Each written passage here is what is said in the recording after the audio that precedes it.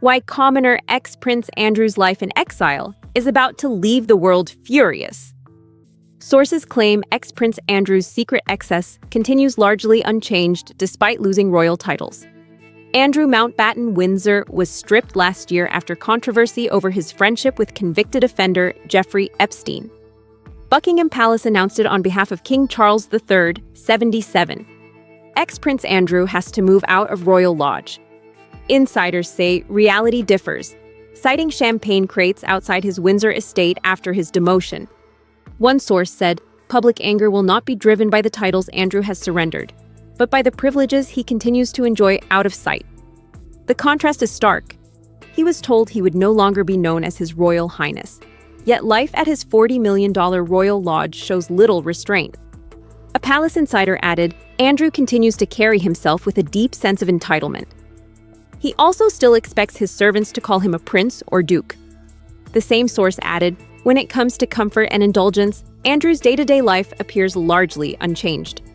Sarah Ferguson, 66, has been spending time in a bar at their shared 31-room Grade 2 listed property, with claims she paid staff extra to keep her company. Questions persist about champagne deliveries, as Andrew is said not to drink alcohol. Ex-Prince Andrew is continuing daily life at his $40 million Royal Lodge home. He demands a formal silver service meal each evening, even on nights when he is the sole person seated at the table.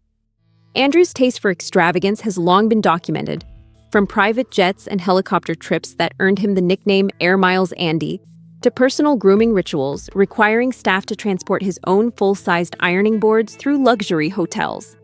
Sources say those habits have not disappeared and will continue if he is moved from Royal Lodge to another grace and favor residence.